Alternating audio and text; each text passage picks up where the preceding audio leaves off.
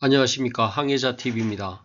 중세시대를 근대시대로 이끈 종교개혁가 마르틴 루터와 그의 영향을 다룬 반전의 일격을 그동안 12차례에 걸쳐 방송하였습니다.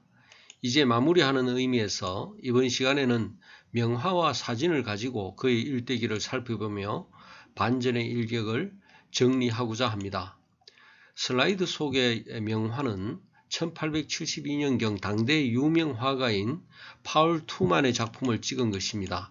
왼쪽 첫 사진은 수도승의 길을 서원한 계기가 된 낙뢰 사건을 표현한 그림입니다. 가운데 사진은 1517년 10월 31일 비텐베르크 궁정교회 문에 면죄부 반박 95개 논제를 붙이고 동료 교수와 학생들에게 설명하는 것을 묘사한 그림입니다. 오른쪽 위 사진은 로마 교황의 특사 카에탄이 마르틴 루테르를 신문하는 모습을 담은 그림입니다.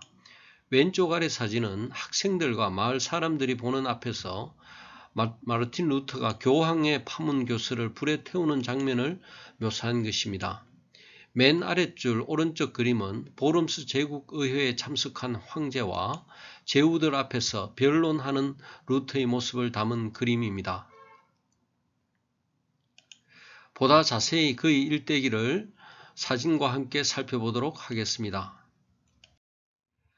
마르틴 루터는 1483년 11월 10일 아이슬레벤에서 아버지 한스 루터와 어머니 마그레트 사이의 맏아들로 태어났습니다. 출생 다음 날이 성 마르틴의 축일이어서 이날 세례를 받고 마르틴이라는 세례명을 받았습니다. 아버지는 막장 간부로서 일했는데 구리광산의 지분을 일부 인수하고 본격적으로 사업을 하고자 가족을 이끌고 1484년 만스펠드로 이사갔습니다. 이곳에서 아버지는 철강 설비 사업장을 경영하게 되었습니다. 아버지 한스는 사업을 키우고자 하는 꿈을 가지고 큰아들 마르틴이 법률가가 되어 자신의 사업을 돕기를 원했습니다. 그래서 마르틴이 만스펠드에서 초등과정을 마치자마자 magdeburg의 성당 기숙학교로 보냈습니다. 그리고 외가가 있는 아이젠하우로 와서 라틴 학교를 마르틴 루터는 다녔습니다. 1501년 8월 에어프루트 대학에 진학해서 변정법, 수사학, 기하학, 음악 등을 배웠고 1505년에는 철학 석사 학위를 받게 되었습니다.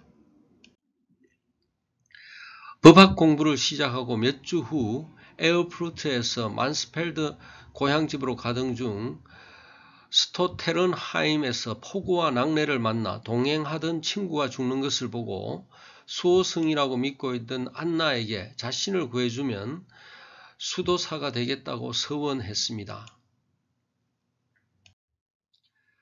1505년 7월 17일 마르틴 루터는 서원대로 에어프루트에 있는 아우구스티누스 수도원으로 들어갔습니다. 아버지 한스는 이러한 아들의 결정에 크게 실망했다고 합니다.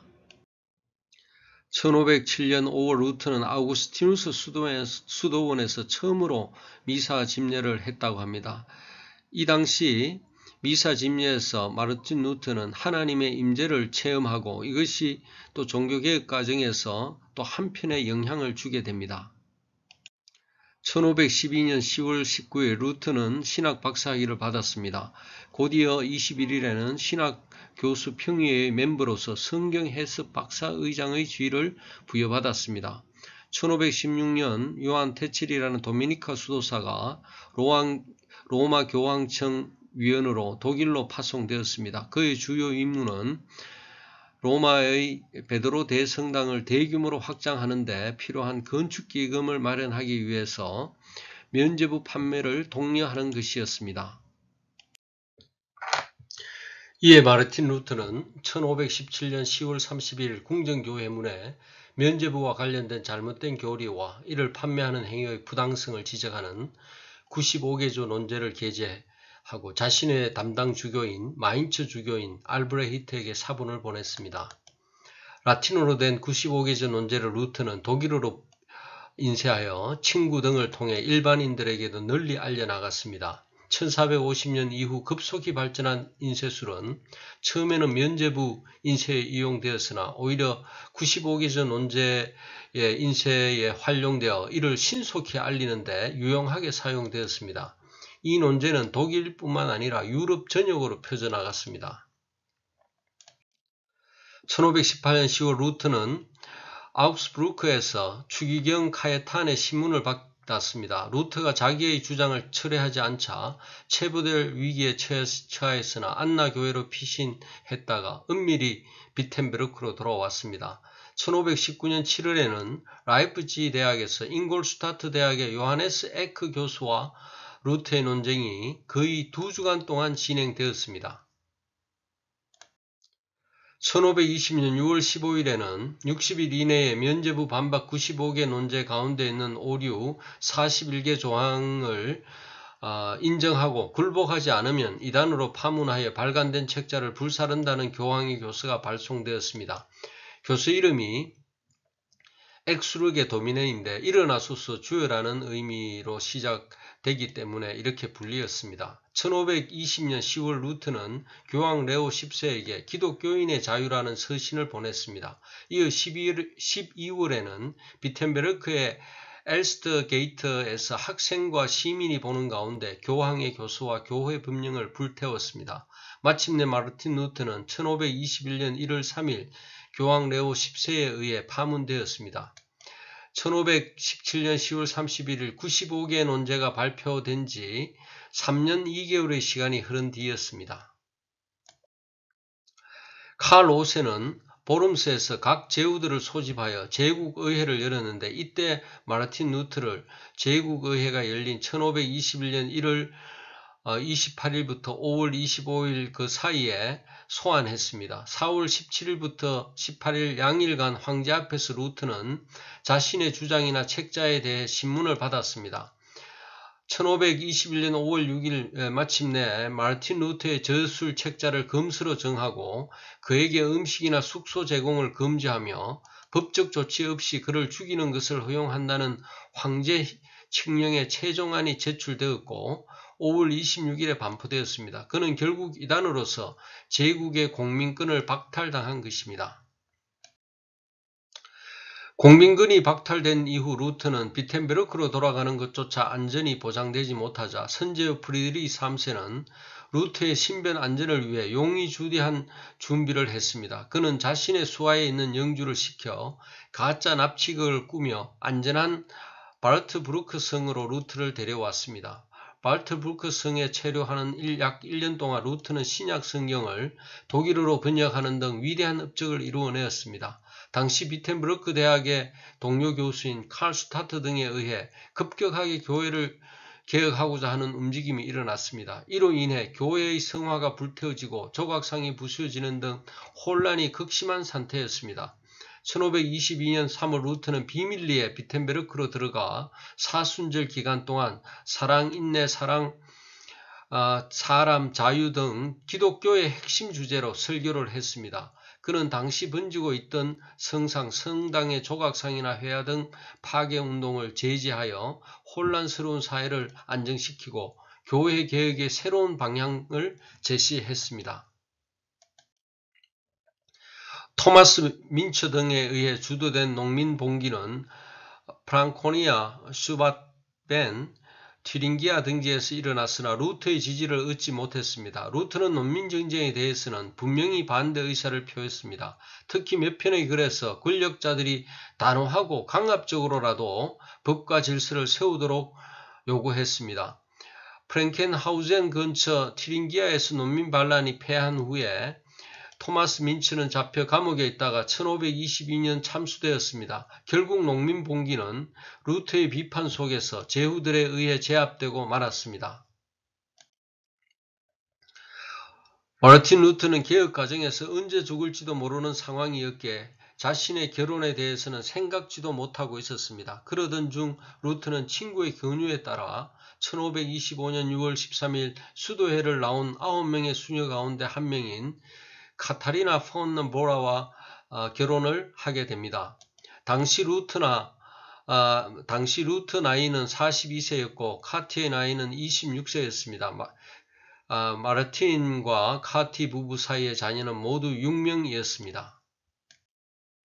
루트는 개혁교회의 새로운 예배의식, 믿음의 통일성 등 교회 체계와 교리적인 문제를 해결하고자 선제후의 도움을 받아 위원회를 만들었습니다. 이 위원회의 위원들이 2달 동안 38개의 교구를 돌면서 재정, 예배 형식, 믿음, 도덕 상황 등에 대해 조사하여 각 교구에 필요한 조치를 취해 나갔습니다. 또한 교리적으로 문제가 있는 교구에 대해서는 엄격히 관찰해 나갔습니다. 1527년부터 성직자 자격을 평가하는 교회 감사도 주었습니다. 위원회의 위원들이 각 지역을 방문하여 발견한 문제점을 고쳐나가면서 교회의 외적인 형식도 갖추어져 갔습니다. 루트는 성도를 위한 체계를 갖춘 교육 자료도 만들었습니다. 1529년에 어른들을 위한 대요리 문답과 어린이들을 위한 소요리 문답을 내놓았습니다. 이 요리 문답, 즉 교리 문답에는 목사와 교사를 위한 설명뿐만 아니라 일반 성도들을 위한 십계명, 사도신경, 주기도문, 세례와 주의 만찬 등 기독교 신앙의 기초를 이해하기 쉽게 질문과 답변의 형태로 만들었습니다. 루트는 이 요리 문답이 교회에서 설교의 기초가 되기를 원했을 뿐만 아니라 가정에서도 사용되기를 바랐습니다.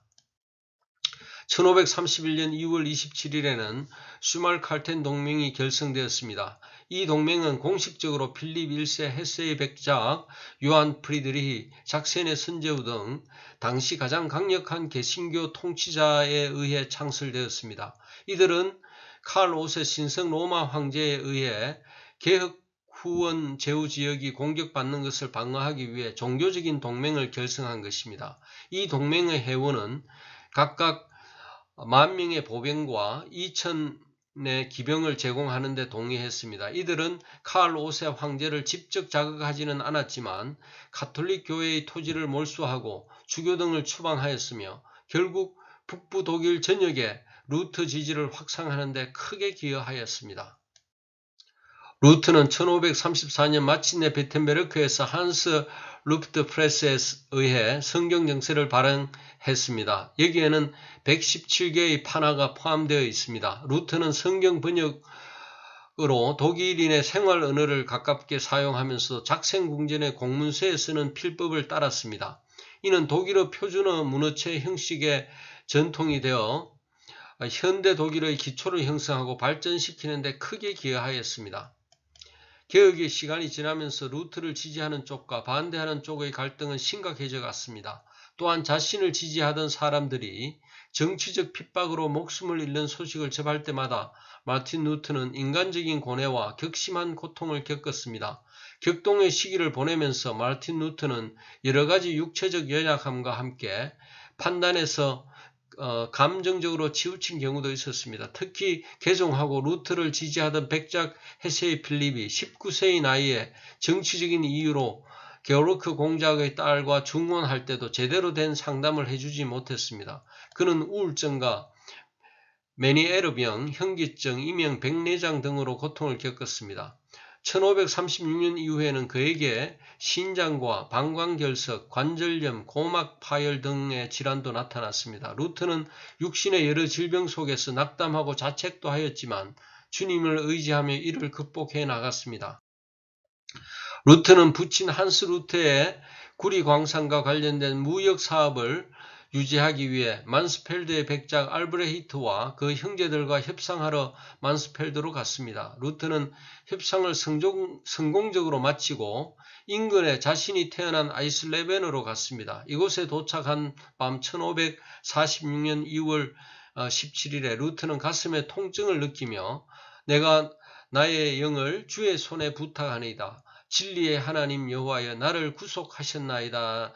라는 시편 31편 5절 말씀을 묵상하며 잠이 들었다고 합니다. 마틴 루트는 그가 태어난 고향 아이슬레벤에서 다음날 아침 새벽 1546년 2월 18일 오전 2시경에 운명했다고 합니다. 그의 나이 63세였습니다.